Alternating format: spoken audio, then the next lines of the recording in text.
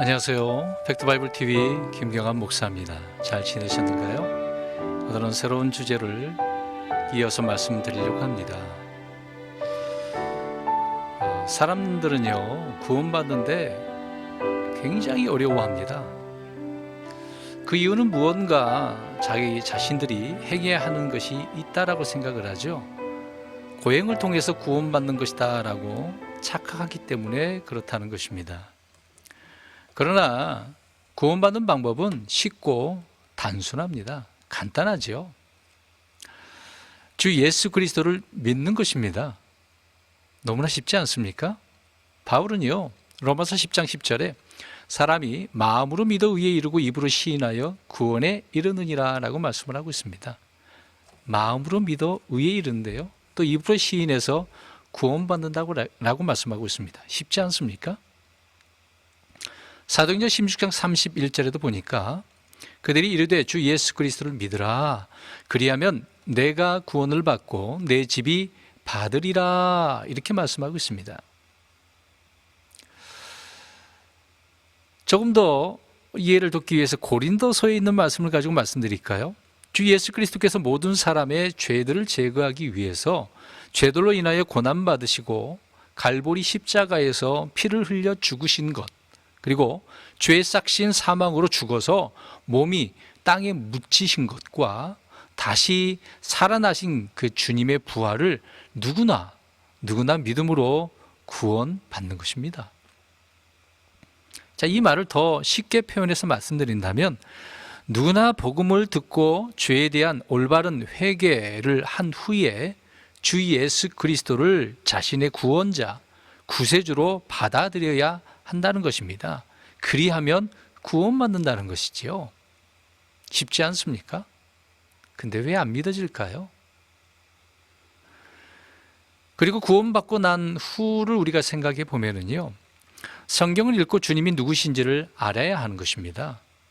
올바른 교리를 배워서 악한 자들에게 속거나 유혹에 넘어가지 말아야 하기 때문에 배워야 하는 것이죠. 구원받는 그 순간 마귀는요, 믿는 자들을 넘어뜨리려고 삼키려고 하기 때문에 두루도는 사자처럼 늘 노려보고 있다는 것입니다.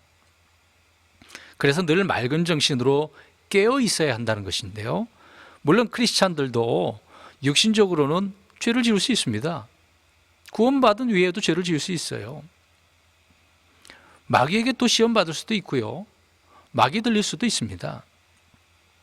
그렇다고 해서 한 번 구원받은 것이 취소되지 않는다는 것입니다. 성경에서 하나님은 모든 사람이 다 구원을 받기를 원하신다고 말씀을 하고 있습니다. 디모데전서 2장 4절인데요. 그분은 모든 사람이 구원을 받고 진리를 아는 데 이르기를 원하시느니라. 이게 하나님께서 원하시는 구원 방법이거든요. 그렇게 진리를 알라고 말씀하고 있습니다.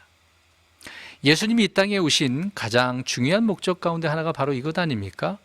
바로 잃어버린 자를 찾아서 구원하기 위함이다 라고 말씀을 하고 있습니다. 그렇기 때문에 혹시 자신이 잃어버린 바 된 사람이라고 한다면 나는 주님을 통해 구원을 받아야 하는 것입니다. 그런데 사람들은 어떻게 예수 그리스도 한 분의 그 피로 말미암아 모든 사람이 구원을 받을 수 있는가 라고 말을 합니다.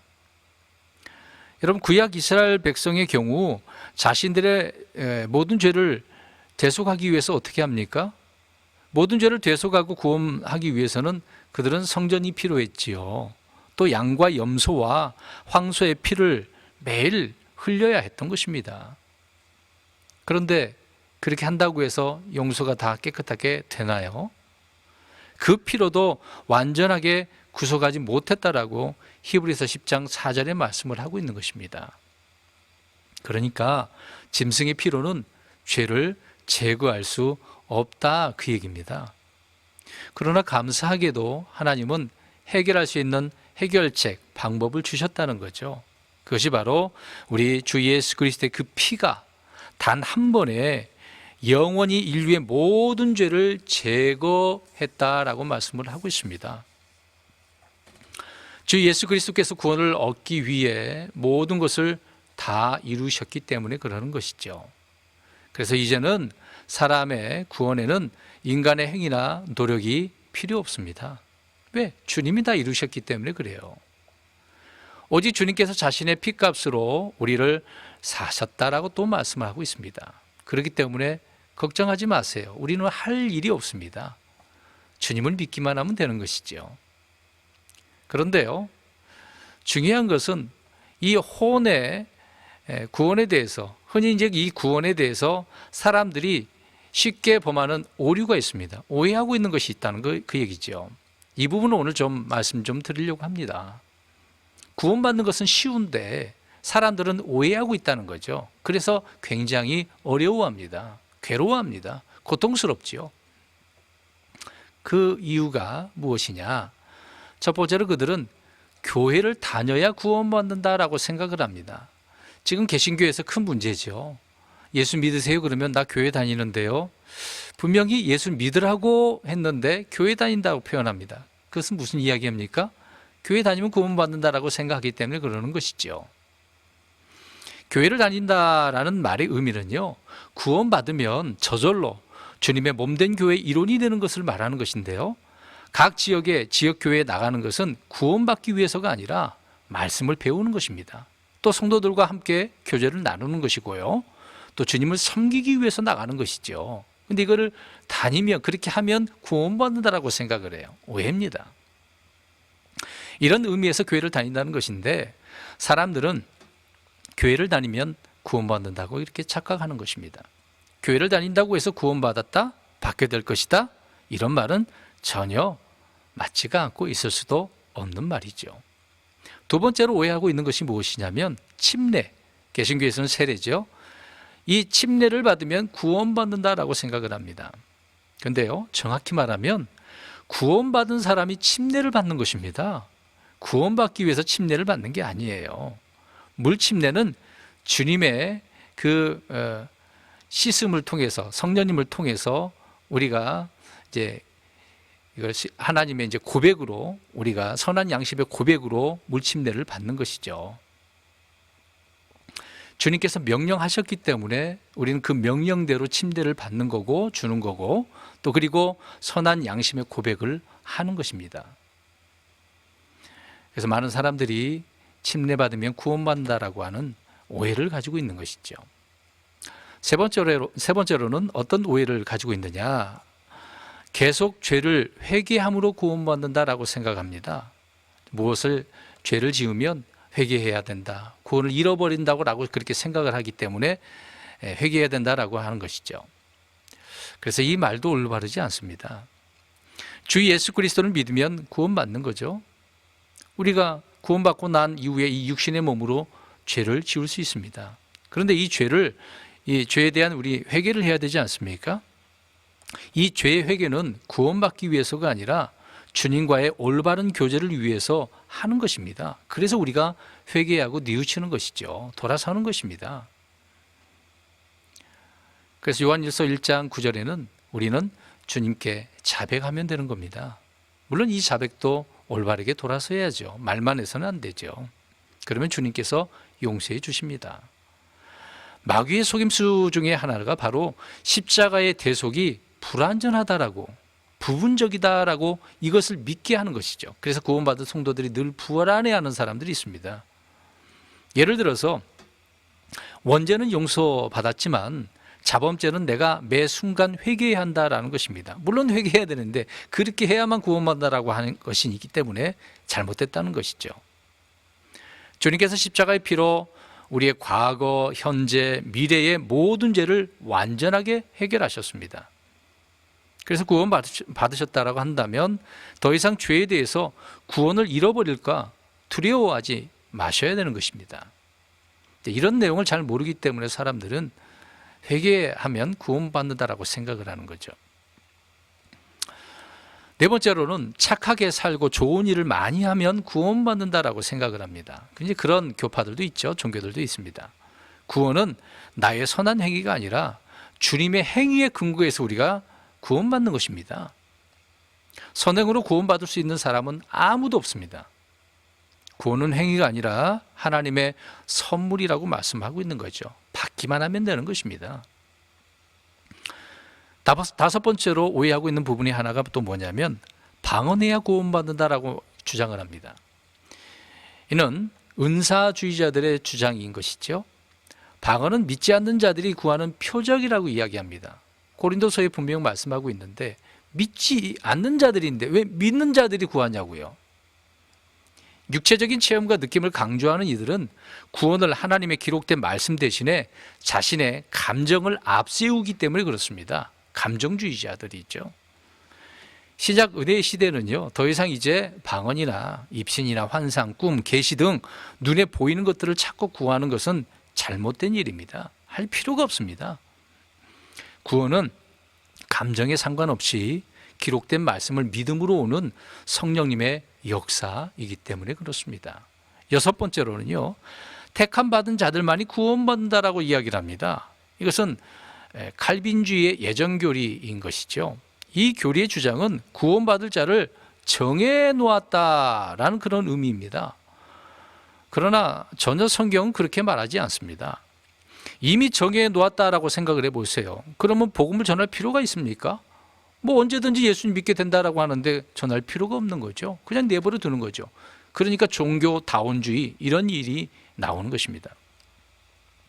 이들의 교리에 따른다면 때가 되면 영접하기 때문에 그런 거죠. 그러나 성경은 어떤 사람이 복음을 듣고 주 예수 그리스도를 자신의 구세주로 영접하게 되어지면 바로 그 사람을 예정하셨다라고 말씀하고 있습니다. 그것을 예정이라고 하는 거죠. 그러니까 예정 교리가 올바르지 않기 때문에 그런 주장을 하는 것입니다. 일곱 번째로는 깨달아야 구원받는다라고 하는 사람들이 있습니다. 이건 우리나라 구원파의 교리죠. 이들은 복음을 깨달은 날짜와 시간, 깨달은 성경 구절이 무엇인지 물어봅니다. 우리 교회에 오신 분들도 있었는데요. 전혀 구원 구절과 상관없는 엉뚱한 구절인데 자기는 그것을 통해서 뭔가 은혜를 받았다라고 하더라고요. 근데 그 구절은 전혀 구원과 상관없는 구절이었습니다. 이제 그것을 통해서 뭔가 깨달았다라고 생각을 해서 그 구절 때문에 구원받았다라고 주장하는 것입니다. 잘못된 거죠. 이들의 주장이 왜 이렇게 오해한 줄 아십니까? 골로새서 1장 6절 말씀인데요. 우리가 예전에 보던 성경이 잘못 번역을 해놨기 때문에 그렇습니다. 이 복음이 온 세상에 있는 것 같이 너희에게 이르렀으며 너희가 그것을 듣고 진리 안에서 하나님의 은혜를 안 그날부터 너희 안에서도 열매를 맺는 것 같이 열매를 맺는도다, 이런 말씀이 있는데요. 여기 하나님의 은혜를 안 그날부터, 이게 정상적인 것인데 깨달은 날부터라고 되어져 있습니다. 잘못된 번역이죠. 그래서 깨달아야 된다라고 하는 이런 주장이 나온 것입니다. 여러분 생각해 보십시오. 여러분, 기독교는요, 불교와 같이 깨달음의 종교가 아닙니다. 불교는 철학적인 것이기 때문에 깨달아야 된다라고 이야기하는 것이죠. 기독교는 우리 성경대로 믿는 신자는 그렇지 않습니다. 깨달아서 구원을 얻는 것이 아니라 주님을 믿고 구원을 얻는 것이기 때문에 그렇습니다. 그러니까 정확히 말하자면 깨달음은 구원받은 후에 올 수 있는 거죠. 깨달아서 구원받는 게 아닙니다. 깨달아서 구원받는 것이 아니라 믿어서 구원받는다라는 것입니다. 여덟 번째로는요, 구원은 죽은 뒤에야 알 수 있다, 이렇게 주장을 합니다. 그런데 요한일서 5장 13절 한번 볼까요? 어떻게 말씀하고 있는지. 내가 하나님의 아들의 이름을 믿는 너희에게 이것들을 쓴 것은 너희에게 영원한 생명이 있음을 너희가 알게 하고 또 하나님의 아들의 이름을 너희가 믿게 하려 함이라 라고 되어졌습니다. 잘 보세요. 이것들을 쓴 것은 너희에게 영원한 생명이 있음을, 있다라고 이야기하잖아요. 그것을 너희가 알게 하고 안에 있는 생명을 알아야 된다, 그 얘기를 하고 있습니다. 구원은 죽은 뒤에 알 수 있는 것이 아니라 현재 우리가 구원받은 사실과 영원한 생명을 소유하고 있다는 사실을 알 수 있습니다. 죽어봐야 한다고요? 아니요. 말씀은 확실합니다. 아홉 번째로 영접 기도하면 구원받는다, 이런 주장을 하는 사람들이 있습니다. 구원이라고 하는 것을 주문 외우듯이 공식화하고 또 암기식으로 영접하는 것은 정말 위험하거든요. 마음으로 믿은 다음에 하는 그 영접 기도가 아니라고 한다면 이건 의미가 없습니다. 정말 그렇게 전해서 내가 믿는다라고 한다면, 영접한다고 한다면 구원받죠. 그러나 이들은 그렇게 주장하지 않다는 것입니다. 그냥 외우듯이 암기식으로 한다는 거죠. 여기는 잘못된 논리가 있습니다. 그들은 어떻게 주장한 줄 아십니까? 하나님이 이미 모든 사람의 죄를 용서하셨습니다. 그렇기 때문에 현재 사람들은 자신의 죄가 용서되었다는 사실을 모르고 살고 있습니다. 그렇기 때문에 그 사실을 알고 인정하기만 하면 구원받는 것입니다. 그래서 믿으십시오. 이렇게 이야기해요. 이 말은 비슷하죠. 그러나 사실이 아닙니다. 하나님은 모든 사람의 죄를 예수 그리스도를 통해 해결해 놓으셨기 때문에 그렇습니다. 누구든지 믿을 때 죄는 용서되며 제거가 되어집니다. 분명히 알아야 할 것은요, 예수 그리스도를 믿는 그 순간 이전까지는 누구의 죄도 용서해 주지 않습니다. 믿어야 되는 거죠. 10번째로, 내가 믿으면 내 가족도 구원받는다? 굉장한 오해죠. 왜 그런지 아십니까? 사도행전 16장 31절 말씀을 오해해서 그래요. 바울이 간수에게 말한 이 구절을 사람들은 자주 애용하다 보니 부작용이 있습니다. 한번 들어보세요. 그들이 이르되 주 예수 그리스도를 믿으라. 그리하면 내가 구원을 받고 내 집이 받으리라 하며, 이게 정상적인 번역 말씀이거든요. 근데 예전에 보던 성경은 어떻게 되는 줄 아십니까? 주 예수를 믿으라. 그리스도도 빠졌어요. 그리하면 너와 내 집이 구원을 받으리라 되어져 있습니다. 자, 보세요. 그리하면 너와 내 집이, 제대로 된 번역은 내가 구원을 받고 내 집이 받으리라, 내 집이 받으리라 라고 되어져 있습니다. 뭔가 문제 있지 않습니까? 그러니까요, 이 구절은 주 예수 그리스도를 믿으면 너도 구원받고 너의 집도 구원받는다. 누구라도 구원받는다. 그렇게 말씀하고 있는 것입니다. 이는 주 예수 그리스도를 믿기만 하면 누구나 구원받는다는 말이죠. 근데 사도행전 16장 32절을 가서 보세요. 만약에 그들의 주장이라고 한다면 이 32절의 구절이 왜 있습니까? 바울은 간수뿐만 아니라 간수의 가족에게 하나님의 말씀을 증언했다고 나옵니다. 그리고 34절에 온 가족이 다 믿었다라고 나오고 있는 거죠. 한 가지 예를 더 볼까요? 사도행전 11장 14절 보시면 고넬료에 대한 이야기가 나옵니다. 천사는요, 고넬료에게 말을 합니다. 11장 14절에 그가 내게 말씀들을 전하리니 그 말씀들로 너와 내 온 집이 구원을 받으리라, 이렇게 말씀하고 있습니다. 천사는 고넬료 혼자만 믿으면 된다고 말하는 것이 아니라 베드로가 전하게 될 복음의 그 말씀을 통해 모두가 구원받을 수 있다라고 말하고 있는 것이죠. 그래서 이 점에 대해서 우리는 오해를 해서는 안 되는 것입니다. 어떠십니까?